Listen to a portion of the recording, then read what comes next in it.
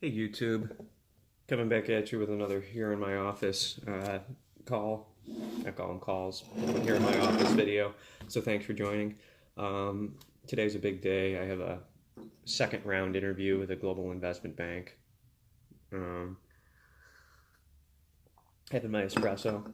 So I thought I'd make a video on, since I'm very career minded right now, on helping out young guys and girls looking to break into the financial services industry. And if you're wondering what's a typical day like on these jobs, so if you're making, and I always talk about money, I talk about money too much. If you're making $140,000 a year, you're an audit manager, and you're working at a financial services firm, what can you expect to do in your day to day life? And I can tell you this, meetings. You're going to be meeting people all the time. So if you're the type of person that, you're not comfortable talking to people and, you want to live your life behind a spreadsheet, there was a financial audit director who once said that, he was leaving the audit department. He said that a lot of jobs you can hide behind a spreadsheet, but you can't do that in audit. Because in audit, you're coming in and you're requesting information of the business, and then you're going to turn around and you're going to have issues. They're not just going to take the audit report and say, okay, great, and that's the end of it. They're going to fight back. They're going to try to weasel out of issues. They're going to try to fix issues that you found so that they're fixed before they find their way into the audit report. And no, that's not the way to do it. So you can't be a pushover. But what's a typical day like? Typically, I would have started. Typically, I work from home. So think about it this way: I was for a long time I was going into the office Mondays and Fridays, and then no, I was working from home Mondays and Fridays, and I was coming in the office Tuesday through Thursday. But what do we do in the office? If whether I'm at home or I'm in the office, it's the same thing, unless I'm in the field doing an audit. So this is your typical day to day, not in audit field work, because an audit, there's planning for an audit, there's field work for the audit that lasts for a month typically, and then there's reporting where you're generating the audit report. And typically, most of the time is spent in planning. So there's always the next audit that's coming up, even if you're in an audit right now. But there's always planning and there's always meetings. And so a typical day, like I said, you'll start out, check your email. I usually got 10, 20, 30 emails a day, and those are from my managers. And at a large financial services firm, you might answer to more than one person, and I did. I had my direct manager, so we had weekly calls with our direct manager. Maybe it was bi-weekly, and then we had monthly calls with my manager's manager. So a level up, and so you got to be prepared for those meetings to talk about what you're working on. And typically, everybody's working on an audit, and in a typical day, you're going to be dealing with emails they could be related to audit issues that you're validating, because that's an ongoing process. So after your audit report has been issued, if you raise the issue, your name is attached to that audit issue, and the business is going to come to you to try to close the issue. So you got to manage that even while you're in audit field work. And so typically day to day, lots of emails and meetings, and emails about meetings. We need to get together. And a lot of times in audit, you're an invitee to a meeting. There was a thing called continuous monitoring, which is like constantly auditing the area.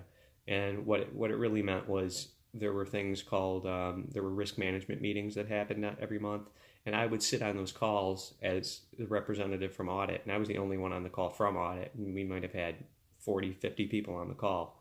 And you got to just always be on your toes, because someone's going to eventually say, well, what's audit's perspective on this? Is this okay? Is this good enough? What does good look like, audit? Why don't you tell us? So a lot of times in audit, the business will use audit to get a sense of what we're looking for, even before we do an audit of them, or even before we come in and have an issue, so that they can be prepared to avoid having issues, to have a mostly clean audit report. So day to day, you're answering emails. That's pretty straightforward. You may get reached out by your boss to higher level projects that he's working on. He might ask for your assistance in something. And then as an auditor or an audit manager, there were global audits going on at group that I may be picked to be on. So they would be like, oh, Anthony, they're doing a global review of procurement, third-party risk management over in Brazil. Would you like to go? And I say, of course, yeah, I do. So when travel was involved, it's a whole different ball game. You know, you're in the field, devoting yourself to meeting with the clients and talking to the business. And typically in an audit scenario, when we're doing an audit, I'll have meetings. When I led an audit of automated clearinghouse, ACH, which is how you might pay your car bill. I would meet with the business twice a week. So, and the purpose of that call was to go over the issues that we've raised. So when you do your test work and you get all your information, you're going to have an initial request list you're going to ask the business for. You're going to ask them for everything you need to do your testing. You're going to do your testing and come out with your issues. And then you're going to write the issue, risk, root cause. And they really care about that risk because every audit issue it's a very high risk issue, high risk, medium risk. They need to know exactly how you're justifying it. And we had like a spreadsheet that showed us if the potential loss is X amount of dollars, it's this. If the reputational damage that can be incurred by this audit finding could go national or global, then it's a high risk issue or it's a medium risk issue, and there's thresholds and cutoffs, and the business knows how the rules are played, and the number of high risk issues in the audit report drives the overall audit rating. So we would do a control rating of the audit report. It would be satisfactory or not satisfactory, and then a management awareness grade, MAG rating they called it, to say, yeah, management had no idea what was going on and we found all these problems, or yes, there's a bunch of issues, but management is actively working on them and they can show us that they take these issues to governance forums and they take care of the issues. So that's kind of what goes on. So I know I'm kind of rambling a bit, but what is your day to day? Your day to day is you might start at 8 o'clock in the morning. Things don't really get rolling. I typically never had any meetings until 10, 11 o'clock in the morning, after I woke up. So the beginning of the day is spent clearing your emails. And depending on the nature of those emails, that might drive what you're doing that day. I mean, one of them might be a project that was given to you by your manager to take care of. But typically not. Typically, I would say my schedule was filled with 2 to 3 meetings per day that last about an hour in duration. And sometimes I'm a big proponent of half-hour meetings. I think if you can fit it into an hour, you probably could fit it into a half hour if you really tried hard enough. And let's face it, who wants to be sitting on a call? But these calls, it's active engagement. You're not, a lot of these meetings have people on the call who frankly shouldn't even be there. They're just listening in. But in audit, you're not listening in. People are listening to you. They're wondering what you think of their business area. And you're having the calls that we have. Typically, they could be monthly control business meetings, risk management meetings, team meetings, just to check the status of everything. They could be audit progress meetings, like I mentioned, where I had 2 a week to try to keep the business abreast of what's going on with the audit and general progress of the audit and what the issues are and what they think are, they want to know, are they going to pass the audit? Is it going to be satisfactory or not satisfactory? They want to know that as soon as possible. So to give the business a feel, those are calls that would happen in the context of audit field work.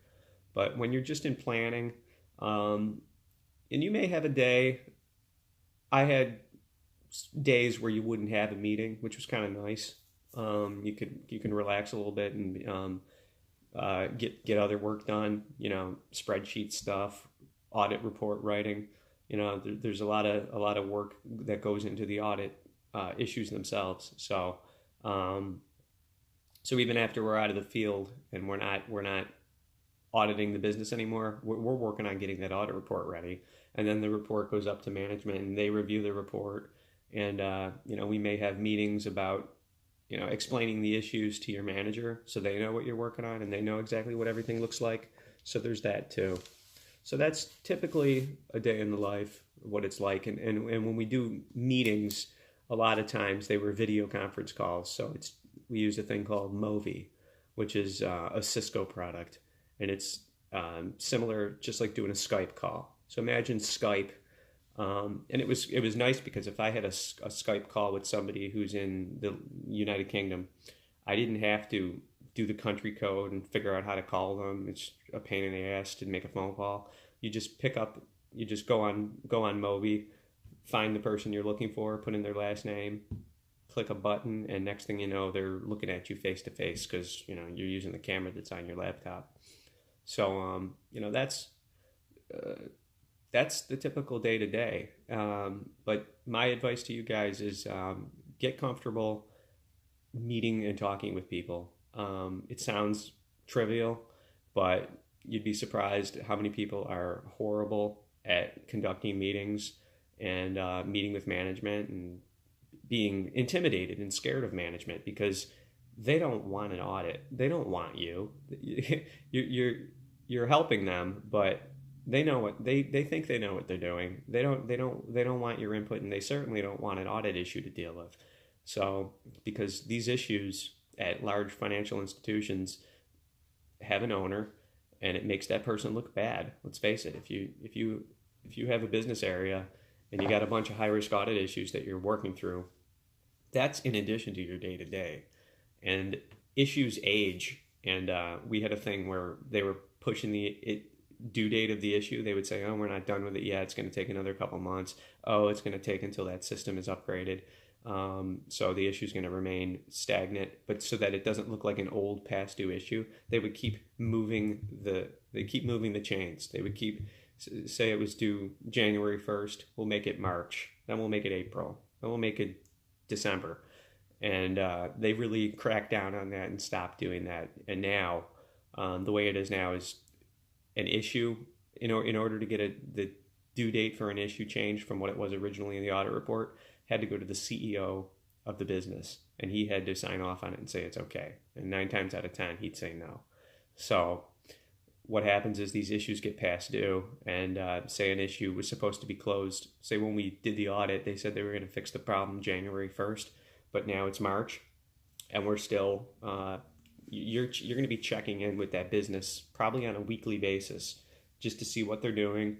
Your manager's going to ask you, I get sick of having outstanding audit issues too. So it's just a general, not a good scenario.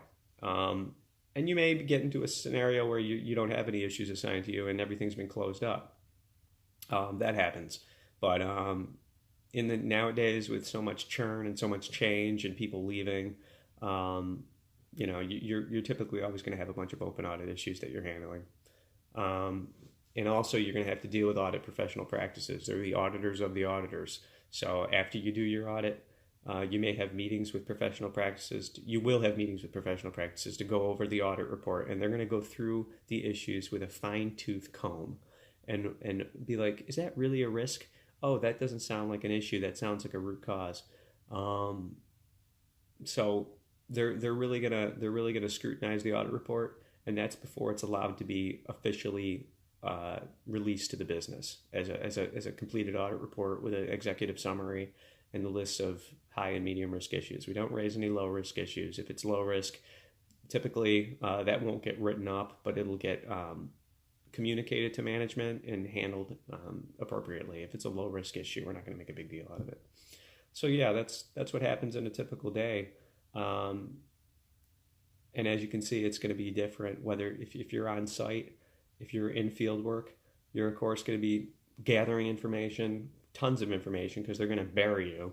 So you're going to have to be familiar with, you're going to be comfortable with getting a 200-page document and sifting through it and maybe doing word searches on it to look for exactly what you need to know, because you can't read everything. So there's tons of reading, always something happening, special projects, audits coming from all sorts of different directions, and potential travel.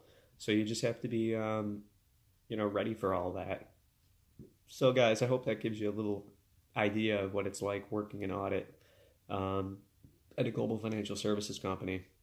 That was my experience, and I have 12 years experience in audit, 7 years in financial services, and that's how it went. Never a dull moment, guys. It was always keeping you on your toes. So that's pretty much how it goes day to day with our life in audit. So if you like this series, check out my prior videos. This is here in my office. I think we're on 9 now. And so I have 8 other videos that describe a little bit more about me, where I came from, my background, and just general career advice, and what it's like working in financial services at a global financial center. So if you like this video, please leave a comment. If you have some advice or questions on anything, I can go into it in more detail in the future video, but we're going to keep doing these here in my office series, and it seems to be something that people like. So if you like this video, you'll like the other ones too. So check out my other videos, and thanks guys. Have a good day.